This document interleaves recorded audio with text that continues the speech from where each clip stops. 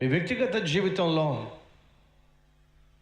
దేవుడు మీ దగ్గర నుంచి ఏం కోరుతున్నాడో తెలుసా? కష్టపడి పనిచేసేటటువంటి పనితనాన్ని కోరుతున్నాడు. కాలేబు ఏమన్నాడో తెలుసా? కష్టమైన పని నాకు ఇవ్వు. చిన్న చితక పనులు చాలామంది చేస్తారు, అందరూ చేయగలిగిన పని అందరూ చేస్తారు. కష్టమైన పని కష్టపడే తత్వం గలవాడే చేస్తాడు. ఆ కష్టపడి పనిచేసే తత్వానికి నేను అలవాటు పడ్డాను. కష్టమైన పని, ఛాలెంజింగ్ పని, సవాలుతో కూడిన పని, టెన్షన్స్తో కూడిన పని, ఒత్తిడితో కూడిన పని, ఎవ్వరూ చేయలేని పని, ఆ పని నాకు ఇవ్వు, నేను చేస్తా. కాబట్టే కదండి కాలేబు హెబ్రోన్ అనే పట్టణాన్ని స్వాధీనపరుచుకున్నాడు. ఏ పట్టణాన్ని? హెబ్రోన్ పట్టణాన్ని. మీకు తెలుసు కదా, 12 గోత్రాల వాళ్ళు వాగ్దాన భూమిలో అడుగు పెట్టేసిన తర్వాత 12 గోత్రాల వాళ్ళు 12 స్థలాలను వాళ్ళు పనిచేసుకున్నారు. హెబ్రోన్ జోలికి ఎవరు వెళ్ళలా. ఎందుకని? చాలా కష్టమైంది. అబ్బో, అది చాలా పర్వతాలతో కూడింది, కొండలతో కూడింది, రాళ్ళ రప్పలతో కూడింది. దాన్ని ఎవడు చదువు చేస్తాడు, అక్కడికి వెళ్ళి ఎవడు ఉంటాడు అని చెప్పి అందరూ కూడా దాన్ని వదిలిపెడితే కాలేబు దాన్నే కోరుకున్నాడు. అదేమైందో తెలుసు ఆఖరికి? చెప్పండి. క్యాపిటల్ సిటీ అయ్యింది. ఏమైంది? Capital city. దేవుడు మొదటిగా దావీదును ఎక్కడికి వెళ్ళమన్నాడు చెప్పండి? యూదా ప్రాంతానికి వెళ్ళమన్నాడు. సరే ప్రభు, యూదా ప్రాంతానికి వెళ్తాను. ఆ తర్వాత ఎక్కడికి వెళ్ళాలి చెప్పండి? హెబ్రోన్ పట్టణానికి వెళ్ళు. ఎందుకని? అది కాలేబు ఏర్పరచుకున్న పట్టణము.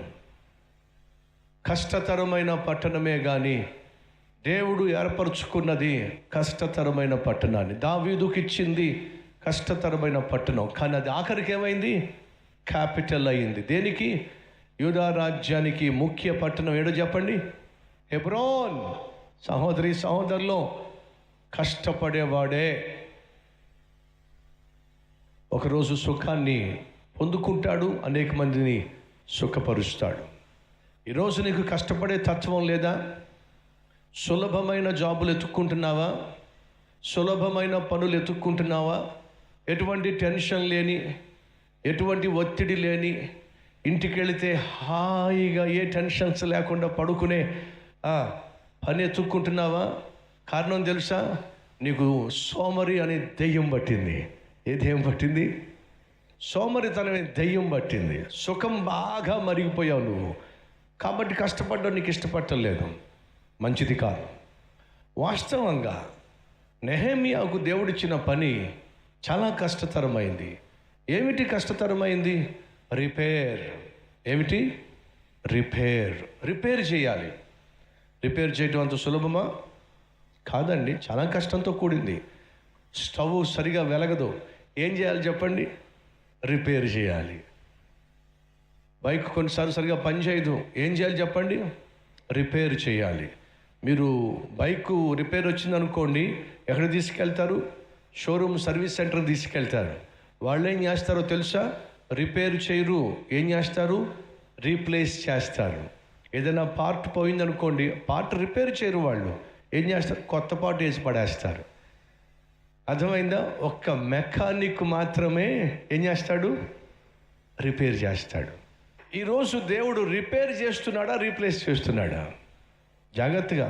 కుటుంబం కుప్పకూలిపోవాల్సిన కుటుంబాన్ని దేవుడు ఏం చేస్తున్నాడు? రిపేర్ చేస్తున్నాడు. సహోదరి సహోదరులు, మన జీవితంలో ఉన్నటువంటి అనేక సమస్యలను దేవుడు తన చేతుల్లో తీసుకొని పనికొచ్చే పాత్రగా మలుస్తున్నాడు. దయచేసి వినండి. ఎవరికైనా ఏమి ఇష్టమో తెలుసా? కొత్తదే కావాలని ఆశపడతారు, కానీ పాతది తీసుకొని రిపేర్ చేయటం ఇష్టపడరు. నువ్వు నేను పాడైపోయిన వాళ్ళం, పతనమైపోయిన వాళ్ళం, పాపిష్టి వాళ్ళం. అలాంటి వాళ్ళను ప్రభు తన చేతుల్లోకి తీసుకొని పనికొచ్చే పాత్రలుగా మారుస్తున్నాడు. అది ఆయన ప్రత్యేకత. అదే పని నెహెమ్యాకు దేవుడు యెరూషలేము పట్టణమును గూర్చిస్తున్నాడు. నెహెమ్యా, నీకు ఇస్తున్న పని అంత సులభమైన పని కాదు. నెహెమ్యా, రిపేర్ చేసే పని ఇస్తున్నాను నెహెమ్యా. అయినా పర్వాలేదు ప్రభువా. నెహెమ్యా, అదంత ఈజీ కాదు నెహెమ్యా, అయినా నేను చేస్తాను ప్రభువా. నెహెమ్యా, రిపేర్ చేసే ప్రక్రియలో చాలామంది అడ్డుపడతారు, అవమానపరుస్తారు, వేళాకోళం ఆడతారు, అపహాసిస్తారు. ప్రభువా, నువ్వు నాకు ఇచ్చిన పని చేసే ప్రక్రియలో ఎన్ని ఒత్తిడులు వచ్చినా, ఎన్ని టెన్షన్స్ వచ్చినా, ఎంతమంది నాకు ఎదురుగా నిలిచినా నువ్వు నాకు తోడుగా ఉంటావు కదా ప్రభువా. కాబట్టి వాటిని నేను ధైర్యంగా ఎదుర్కోగలుగుతాను.